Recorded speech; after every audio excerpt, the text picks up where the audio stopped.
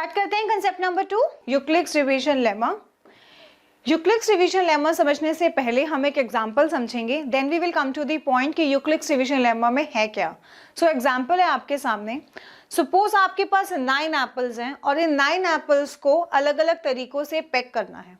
First case में आपको कहता है कि pack these apples in such a manner कि एक पैकेट के अंदर 2 एप्पल्स आने चाहिए। इट मींस 9 एप्पल्स को 2-2 के ग्रुप्स में डिवाइड करना है। सो हमने 2-2 के ग्रुप्स में डिवाइड करा। टोटल नंबर ऑफ ग्रुप्स कितने बने? 1, 2, 3, 4 और 1 एप्पल रिमेनिंग। 4 पैकेट्स में हम इन 9 एप्पल्स को पैक कर सकते हैं और एक एप्पल हमारे पास बच जाएगा। सेकेंड केस में कहता है कि अब इन एप्पल्स को इस तरीके से पैक करो कि एक पैकेट के अंदर 2 एप्पल्स की जगह 3 एप्पल्स आने चाहिए। इट मींस 3-3 के ग्रुप में डिवाइड करना है। हमने 3-3 के ग्रुप बनाए और टोटल नंबर ऑफ ग्रुप्स में बने 1, 2, 3। मतलब 3 पैकेट में हम 9 एप्पल्स को डिवाइड कर सकते हैं, जिसमें एक पैकेट के अंदर 3 एप्पल्स आ सके। अब लास्ट केस कहता है कि इन्हीं एप्पल्स को अब इस तरीके से पैक करो कि एक पैकेट की जगह 3 की जगह 4 एप्पल्स आने चाहिए। ठीक है, सो 4-4 के ग्रुप में डिवाइड कर देंगे। टोटल नंबर ऑफ ग्रुप्स कितने बने? 1, 2 एंड 1 एप्पल रिमेनिंग। ठीक, अब इसमें बेसिकली हमने किया क्या? हमने इसमें सिंपल डिवीजन करा है, नथिंग न्यू। सिंपल 9 एप्पल्स थे, 2-2 के ग्रुप में डिवाइड कर दिया, 2 से डिवाइड कर दिया। 3-3 के ग्रुप्स में डिवाइड करना था, 3 से डिवाइड कर दिया। 4 के ग्रुप में डिवाइड करना था, 4 से डिवाइड कर दिया। अगर सिंपल डिवीजन करते तो हम इस तरीके से करते कि 9 एप्पल्स थे, 2 के ग्रुप्स में डिवाइड करना था, 2 से डिवाइड किया, 2 4 ज़ा 8। जो रिमाइंडर बचा इट मींस कि 1 एप्पल रिमेनिंग है तो 1 एप्पल रिमेनिंग है। 4 क्वेश्चन थे, मतलब कि 4 ग्रुप्स बनने थे, 4 ग्रुप्स ही बने। सेकंड केस में 9 एप्पल्स, 3 से डिवाइड, 3 3 ज़ा 9, रिमाइंडर 0। इट मींस 3 ग्रुप्स बनने थे, 3 ग्रुप्स बने 0। It means no apple will be remaining, एक भी एप्पल नहीं बचा था।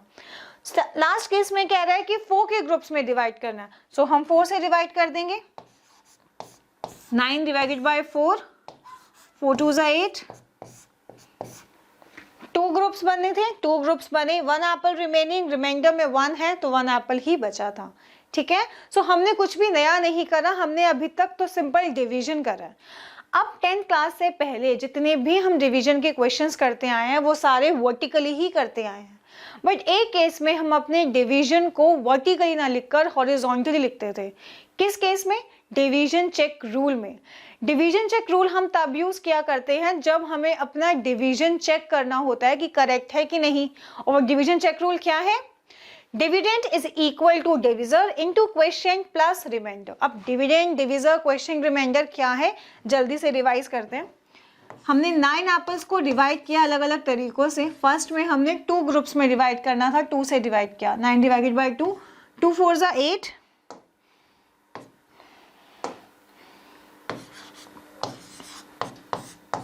रिमाइंडर 1।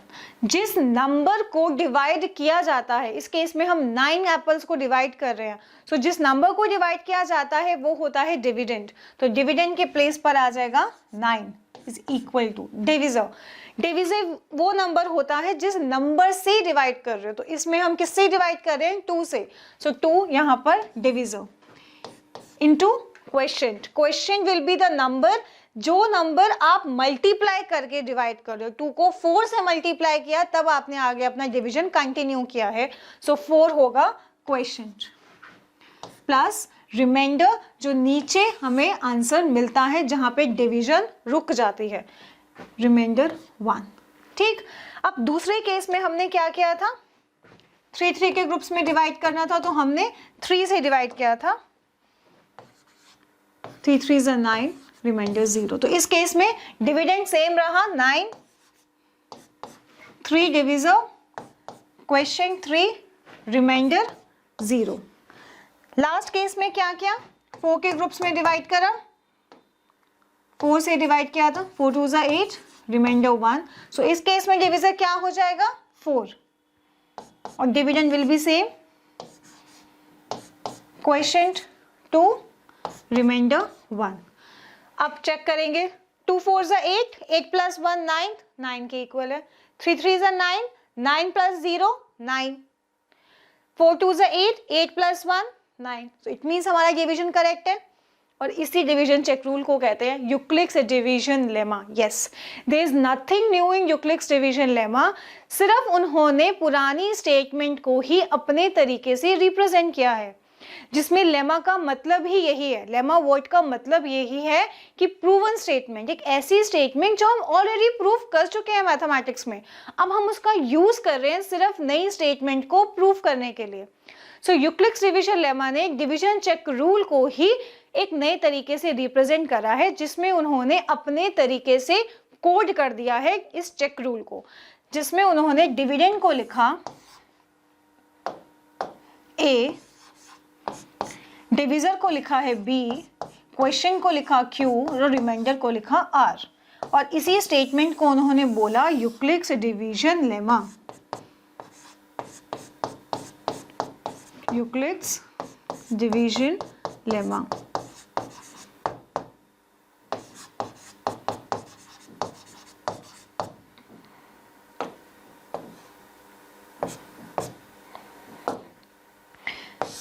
और जिसमें लेमा वर्ड का मतलब ही यही है अप्रूवन स्टेटमेंट। अप्रूवन स्टेटमेंट जो हम ऑलरेडी प्रूव कर चुके हैं और हम इसका यूज कर रहे हैं एक नई स्टेटमेंट को प्रूव करने के लिए, ठीक। बट उन्होंने इसके साथ एक कंडीशन लिख दी कि जो रिमाइंडर है is always greater than equal to 0 and less than B. B क्या है? डिविजर। चलो यहाँ पे ऑब्जर्व करते हैं कि जो रिमाइंडर है क्या वो हमेशा 0 या 0 से ग्रेटर होता है? Yes, always. कभी भी रिमाइंडर 0 से कम, इट मीन्स नेगेटिव में नहीं हो सकता। जब भी हम डिवीजन करते हैं तो या तो वहां पर नंबर उसके इक्वल लेते हैं ऊपर वाले से, या फिर हमेशा स्मॉलर लेते हैं, बिगेस्ट नंबर तो नहीं लेते। इसीलिए रिमाइंडर हमेशा या तो 0 होता है या 0 से ग्रेटर होता है। तो इस केस में भी या तो रिमाइंडर 0 आया है या 0 से बड़ा ही आया है। दूसरा केस कहता है कि वो b से छोटा होना चाहिए। b क्या है? डिविजर। क्या रिमाइंडर हमेशा डिविजर से छोटा होगा? यस, हमेशा छोटा ही होगा। अगर ये इसके इक्वल भी है इट मीन्स डिवीजन कंप्लीट नहीं है, कंटिन्यू कर सकते हैं, या हमने ऊपर जो नंबर है वो गलत लिया है, ठीक। और अगर इससे बड़ा होगा इट मीन्स अभी तक डिवीजन कंप्लीट नहीं है, आगे भी इसको कंटिन्यू कर सकते हैं। इसीलिए डिविजर जब तक हमें रिमाइंडर जब तक हमें डिविजर से छोटा नहीं मिलता डिवीजन नहीं रुकता, कंटिन्यू चलता रहता है। इसलिए remainder is always less than B, that is divisor. Clear?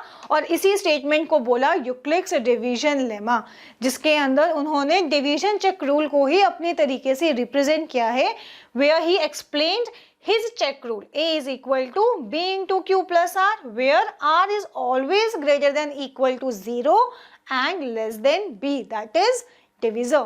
ठीक है, अब देखते हैं यूक्लिड ने इसको अपनी लैंग्वेज में किस तरीके से लिखा है। Euclid takes here that if a pair of any two positive integers, say A and B, is given, then there exist unique integers Q and R qualifies the condition A is equal to BQ plus R, where R is greater than equal to 0 and less than B। Clear? अब यही है Euclid's division lemma, ठीक है। सो lemma का मतलब clear हो गया कि एक ऐसी स्टेटमेंट जिसे हम ऑलरेडी प्रूव कर चुके हैं और उसी प्रूवन स्टेटमेंट का यूज करके नई स्टेटमेंट को प्रूव कर रहे हैं, ठीक है। और इसके अंदर नई स्टेटमेंट क्या है? A is equal to B into Q plus R, और पुरानी स्टेटमेंट क्या है? Division check rule, dividend is equal to divisor into quotient plus remainder, ठीक है।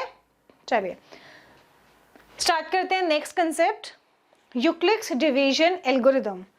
यूक्लिड्स डिवीजन एल्गोरिदम में एल्गोरिदम वर्ड का मतलब है मेथड, अ सिस्टमैटिक वे, एक ऐसा तरीका किसी चीज को सॉल्व करने का जिसके अंदर प्री डिफाइंड स्टेप्स होते हैं और हमें वही फॉलो करते हुए आगे बढ़ना होता है, ठीक है। अभी लास्ट कंसेप्ट में हमने यूक्लिड्स डिवीजन लेमा पढ़ा, जिसमें लेमा का मतलब था प्रूवन स्टेटमेंट, ठीक है। अब इस कंसेप्ट में लेमा की जगह है algorithm.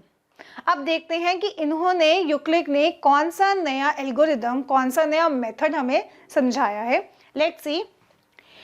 Euclid's division algorithm is a method to compute the HCF of two given positive numbers with the application of Euclid's division lemma. अभी जो लास्ट कंसेप्ट में पढ़ा, अब हम उसका एप्लीकेशन समझेंगे कि हम उसे यूज कैसे कर रहे हैं. हम उसे यूज कर रहे हैं टू कैलकुलेट HCF. और यूक्लिड्स डिवीजन लेमा क्या है? A is equal to B into Q plus R, where R is greater than equal to 0 and less than B. अब इसी स्टेटमेंट का हम यूज करेंगे टू कैलकुलेट HCF. बट उससे पहले हमें पता होना चाहिए कि HCF किसे कहते हैं. What is HCF? HCF stands for highest common factor. और जिसमें फैक्टर का क्या मतलब होता है? फैक्टर वो नंबर जो किसी अनदर नंबर को कंप्लीटली डिवाइड करता है. फॉर एग्जाम्पल कि 20 के फैक्टर्स निकालने हैं तो हम 20 के फैक्टर्स कौन से नंबर्स लिखेंगे? जो नंबर 20 को कंप्लीटली डिवाइड करते हैं, जैसे 1, 2, 4, 5, 10 एंड 20. सो ये नंबर्स हुए 20 के फैक्टर्स, क्योंकि ये 20 को कंप्लीटली डिवाइड करते हैं. ठीक, अब आते हैं HCF पे. हमने जूनियर क्लासेस में HCF को कैलकुलेट करने के 3 मेथड सीखे हैं. वो 3 मेथड कौन से हैं? Factorization, prime factorization and long division. अब जल्दी से इन मेथड्स को रिवाइज करते हैं कि हम HCF कैलकुलेट कैसे करते थे. ठीक है, चलिए स्टार्ट करते हैं. पहला एग्जांपल है find the HCF of 24 and 36 using factorization method. इस मेथड में हम पहले 24 के फैक्टर्स लिखेंगे. फैक्टर्स ऑफ 24 के फैक्टर्स हैं 1, 2, 3, 4, 6, 8, 12 एंड 24. अब लिखेंगे factors of 36. 1, 2, 3, 4, 6, 9, 12, 18 and 36. Next step में हम लिखेंगे कॉमन फैक्टर्स. ऐसे फैक्टर्स जो 24 के भी हैं और 36 के भी हैं. इन्हें नोट करते हैं. 1, 2, 3, 4, 6 एंड 12. सो कॉमन फैक्टर को नोट करते हैं. 1, 2, 3, 4, 6 एंड 12. लास्ट स्टेप में लिखेंगे HCF. HCF stands for highest common factor. So which is the highest among all the common factors? 12. So 12 will become the HCF. So 12 HCF हो जाएगा 24 and 36 का. ठीक है, क्लियर हो गया. So 12 एक ऐसा हाईएस्ट नंबर है जो 24 को भी डिवाइड कर रहा है और 36 को भी डिवाइड कर रहा है.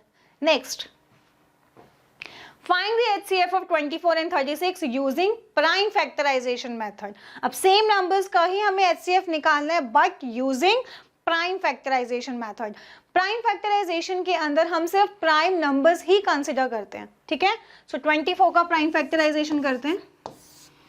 Smallest prime number is 2. तो सबसे पहले 2 से चेक करेंगे कि डिविजिबल है कि नहीं. 24 divided by 2 we get 12. Again divided by 2 we get 6. Divided by 2 we get 3. अब 3 दूसरा प्राइम है तो 3 को 3 से डिवाइड करेंगे 1. 36 का prime factorization. Divided by 2 we get 18. Divided by 2 we get 9. 9 divided by 3 we get 3. Divided by 3 we get 1. अब हम इनके फैक्टर्स को, प्राइम फैक्टर्स को नोट करेंगे. 2 इंटू 2 इंटू 2 इंटू 3. 36 के factors 2 into 2, 3 into 3. Next step में हम इनके लिखेंगे कॉमन फैक्टर्स का product. Common factors.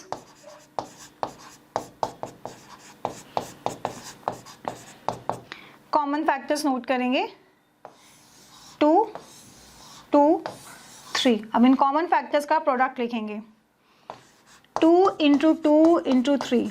Last step HCF. HCF में इन कॉमन फैक्टर्स का ग्रुप कर दे, प्रोडक्ट करेंगे. 2 into 2 4, 4 into 3 12. As you can see here, whether you use factorization or you use prime factorization, answer will be same. So 12 is the HCF of 24 and 36, और जो कि पहले case में भी यही था, ठीक है. Next, now find the HCF of 24 and 36 using long division method. इस मेथड में पहला स्टेप होता है कि जिस नंबर्स का हमें HCF कैलकुलेट करना है उसमें पहले आइडेंटिफाई करेंगे कि which is bigger and which is smaller. So as we can see here 24 is smaller than 36. So 36 बनेगा डिविडेंड और 24 होगा डिविजर. सो 36 को 24 से डिवाइड करेंगे, 24 इंटू 1 24 12. अब यहाँ पर डिविडेंड डिविजर चेंज हो जाता है. जो रिमाइंडर है वो बन जाएगा न्यू डिविजर और जो पुराना डिविजर था वो बनेगा न्यू डिविडेंड. सो 24 को आप डिवाइड करेंगे 12 से.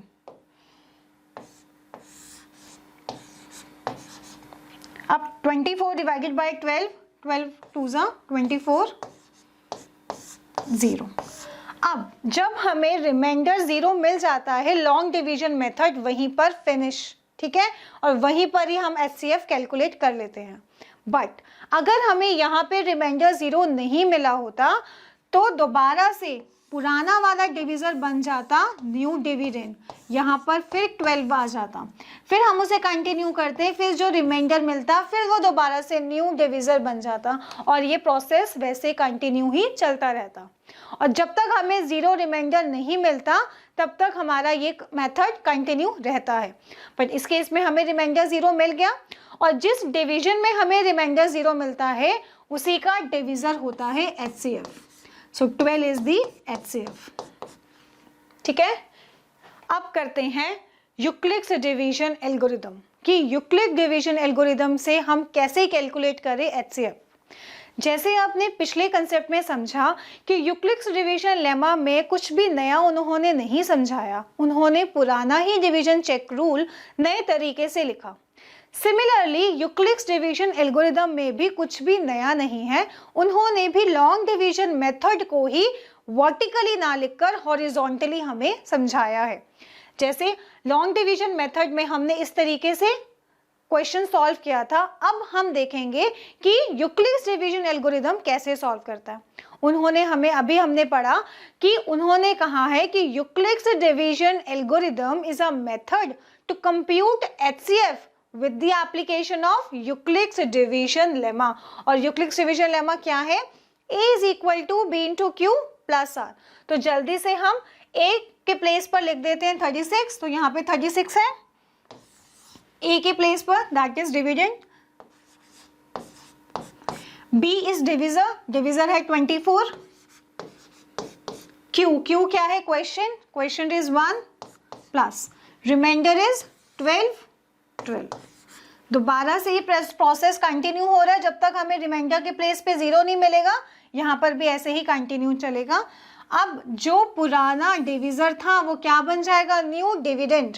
सो मतलब कि B जो होगा वो A के प्लेस पे आ जाएगा. So 24 will become new dividend और पुराना जो रिमाइंडर है वो क्या बन जाएगा? New divisor.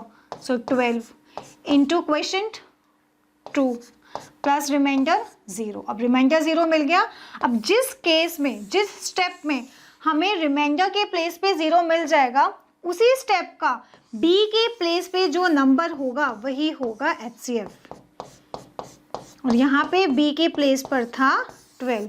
So 12 will be the HCF of 24 and 36 using Euclid's division algorithm. Clear? इसमें भी कुछ भी नया नहीं है, सिर्फ लॉन्ग डिवीजन मेथड को वर्टिकली ना करके हॉरिजॉन्टली लिखा है और जो स्टेप यहाँ पे कंटिन्यू होते गए यहाँ पर भी वो स्टेप कंटिन्यू होते चले जाएंगे जब तक हमें रिमाइंडर R के प्लेस पे 0 नहीं मिलेगा.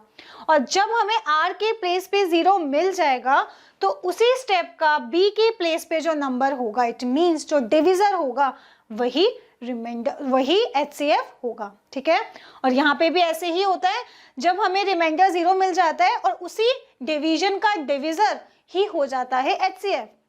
सिमिलरली यहाँ पर भी वही है. ठीक है, नेक्स्ट